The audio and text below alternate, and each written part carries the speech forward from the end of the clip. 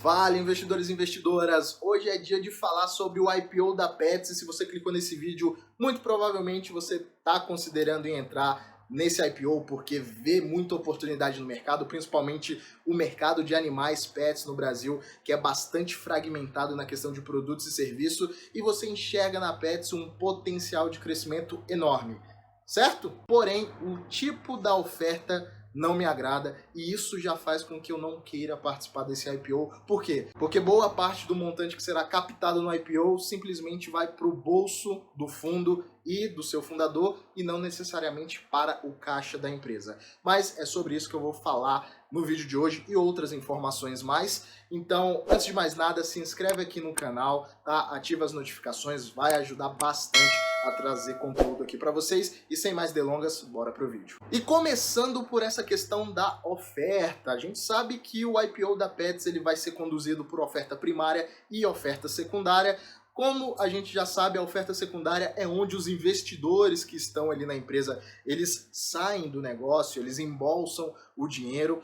E como não poderia deixar de ser, o fundo de Private Equity que está dentro da Petz, ele vai ofertar 114,2 milhões de ações e o seu fundador vai estar vendendo aí 24,4 milhões de ações no mercado secundário. E uma coisa interessante aqui é que a oferta secundária do fundador, da pessoa física, o senhor Sérgio, de 24,4 milhões, é a mesma quantidade de ações da oferta primária, ou seja, do dinheiro que vai para a empresa. Então, uma vez que o fundador está embolsando dinheiro, a mesma quantidade vendida por ele vai ser ofertada pela empresa para captar. Então, levando aí por baixo, tá, no piso da oferta em 12,25, as 24,4 milhões de ações representam aí 300 milhões de reais, ou seja, é muito dinheiro e é basicamente esses 300 milhões de reais no piso da oferta, tá, nos 12,25,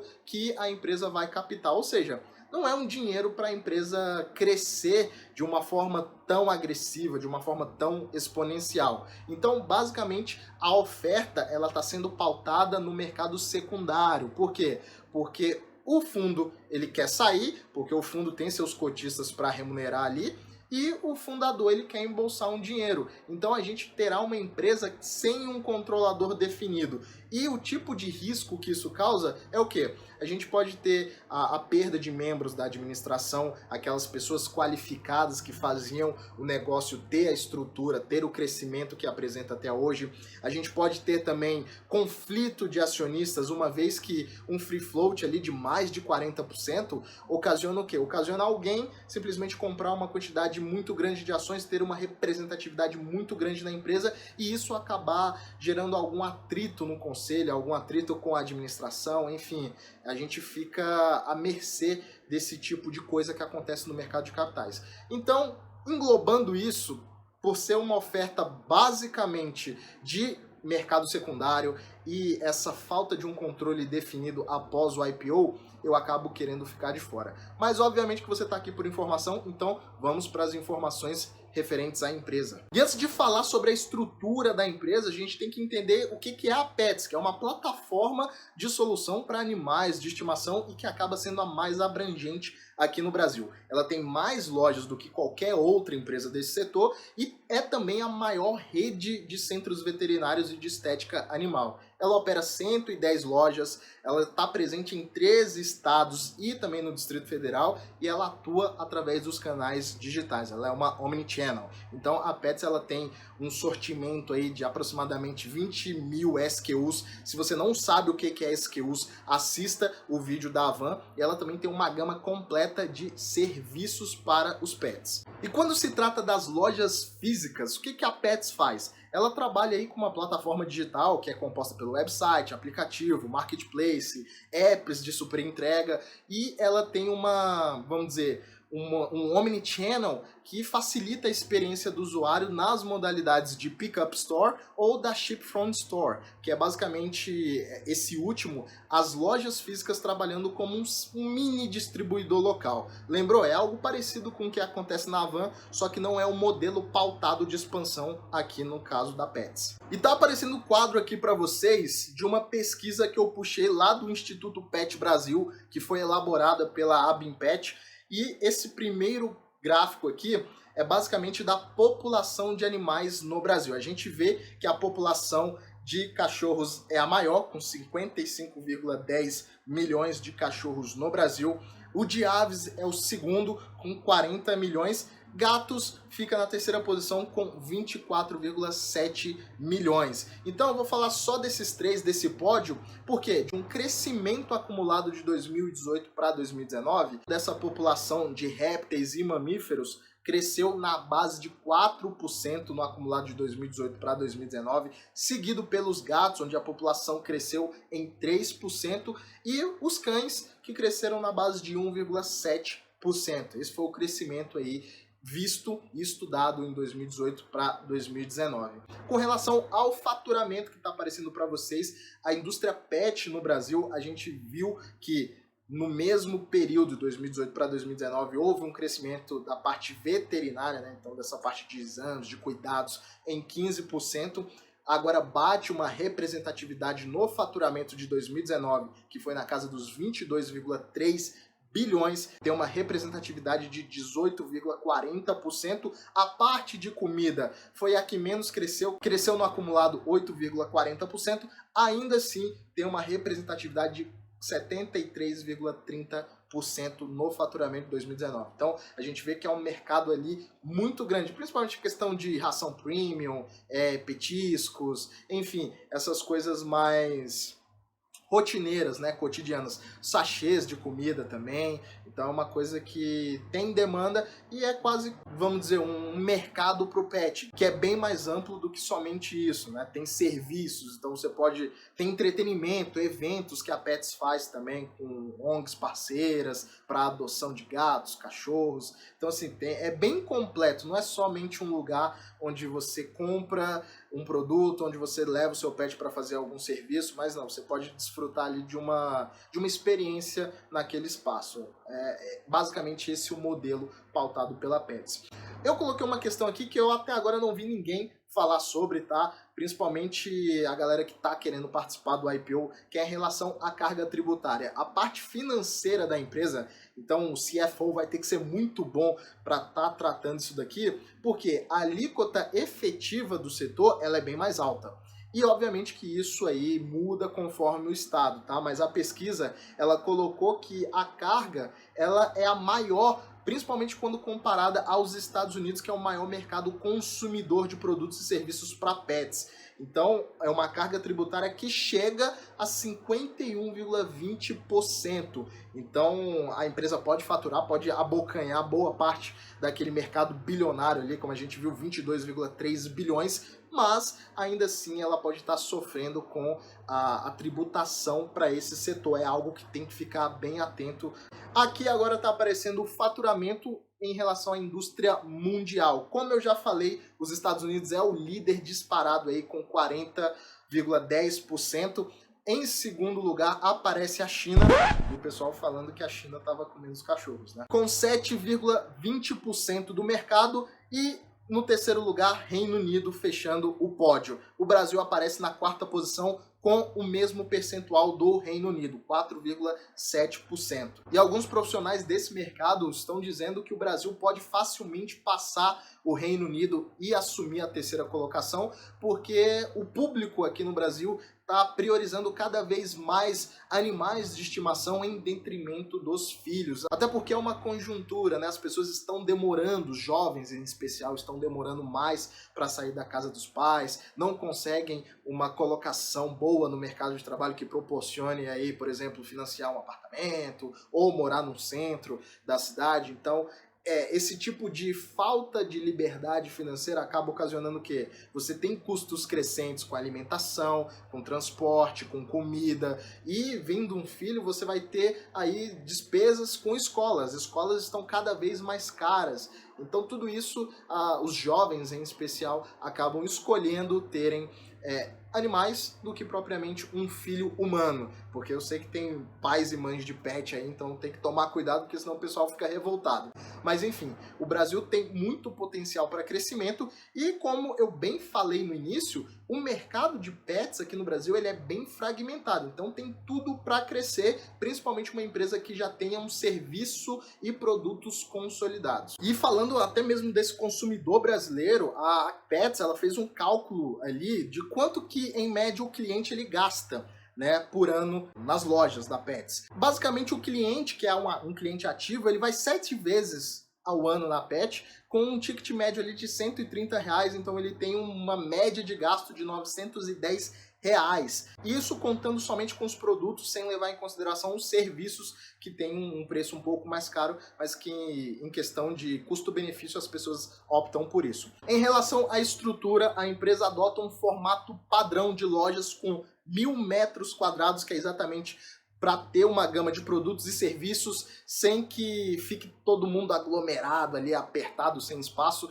Nesse formato de loja padrão, a empresa opera 99 lojas físicas nesse formato e é exatamente focado naquela experiência de compra e também proporcionar um entretenimento para o pet, através mesmo daqueles eventos como eu bem já mencionei. Tem as lojas de conveniência, a empresa opera 11 lojas nesse formato, com uma média aí diária aproximada de 500 metros quadrados e um sortimento otimizado de produtos que é especializado em cães e gatos, e obviamente que essa oferta limitada de serviços é exatamente para causar uma conveniência para o cliente e ser uma válvula de escape de cobertura geográfica da loja padrão, né? Ela quer complementar aquilo que tem na loja padrão.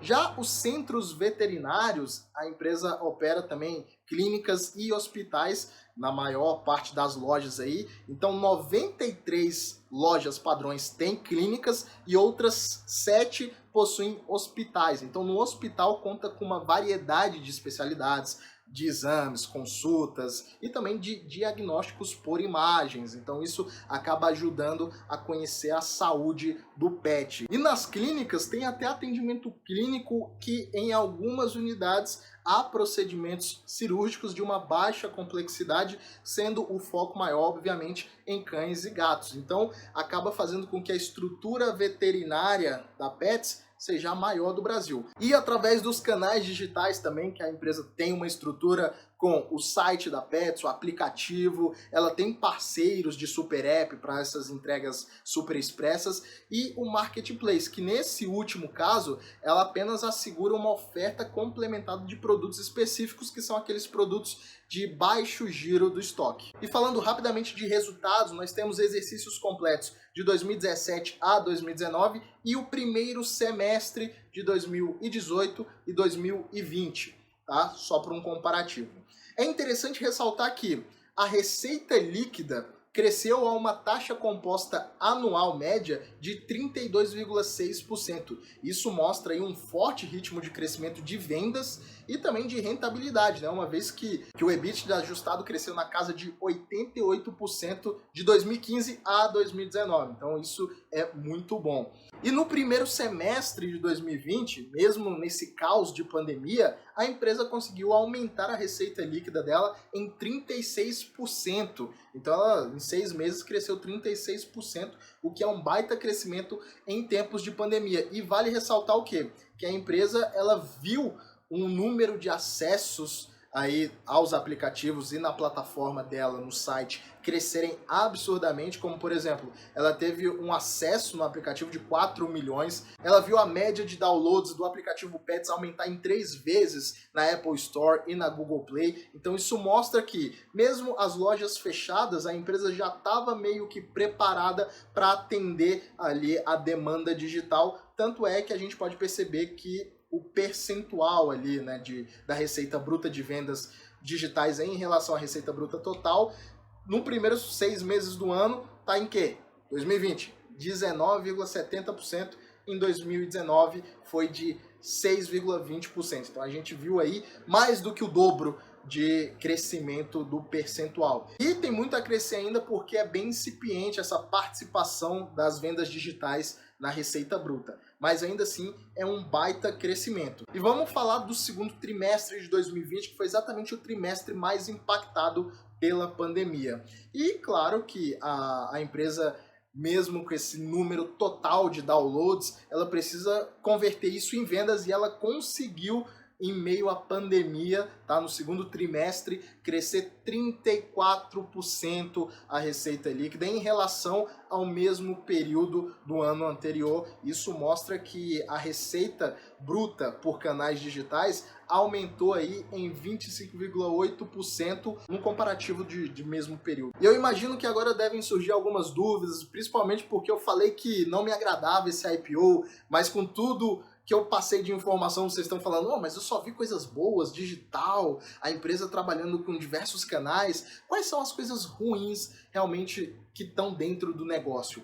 Basicamente, eu até vou deixar aqui o número da página do prospecto preliminar para vocês lerem tudo que está lá. A página 19, ela começa com as considerações sobre a estrutura societária pós a oferta. Como eu já bem citei, boa parte da oferta vai ser o quê? Secundária. Então, vai ter uma alienação ali de 39,8% do capital social da empresa, tendo a emissão de novas ações ordinárias. E no prospecto preliminar, a empresa deixa isso muito claro, né? Que a visão dela de governança, de gestão, de administração, enfim, não há garantias de ser mantida. E ela já parte para o possível enfraquecimento da cultura corporativa de atrair e reter pessoal qualificado. Por quê? A empresa, ela se mostra numa posição competitiva que é significativamente dependente das pessoas que estão ali. Então, dos serviços prestados e por aquela cultura que a administração conseguiu colocar. E a quantidade de ações que serão emitidas para a oferta primária, ao meu ver, é baixíssima, tá? Principalmente quando a estratégia da empresa é de crescimento abrindo novas lojas, que é um plano de expansão digital, ficar mais forte nessa questão do marketplace. Então, isso vai demandar o quê? Uma capacidade do centro de distribuição que talvez um crescimento exponencial o centro não consiga aguentar, porque a empresa hoje tem um centro de distribuição. Obviamente que ela tem as lojas dela, mas esse centro é o que abastece as demais lojas. Se você cresce demais e o teu centro de distribuição ele não consegue abastecer todas as lojas com a qualidade que tem que ser, então você tem um enfraquecimento da tua estratégia de expansão, que isso tem que ser levado em consideração. A empresa deixou claro que pode acontecer caso ela não consiga colocar em prática o plano que ela tem, ela não consiga viabilizar essa expansão através de lojas. Então, até mesmo digital, você crescer digitalmente, isso requer centros de distribuição para que você consiga diluir os teus custos. Então você aí que está considerando comprar as ações da empresa no IPO, os números realmente são bons, mas lembre-se que esses números que foram apresentados era uma gestão que tinha um controlador definido, que não era pulverizado, tá? Que não tinha conflitos de acionistas. E boa parte do controlador, né, para não dizer o fundo como um todo, vai sair da empresa. Então, isso pode ter uma mudança na gestão, né? A cultura pode ficar diferente, as diretrizes podem mudar completamente, ter um 360 na empresa, então são pontos que você tem que levar em consideração, você tem que ver se realmente a gestão, a nova gestão, vai conseguir entregar o que a empresa já veio entregando, vai conseguir fazer a manutenção desses números. São coisas que você tem que pensar, são coisas que você tem que se preocupar, porque afinal você está comprando uma fração do capital social desse negócio, tá? Então, se você gostou desse vídeo, deixa aqui o seu like, manda aí nos comentários a sua opinião sobre o IPO da Petz e a gente se vê no próximo vídeo.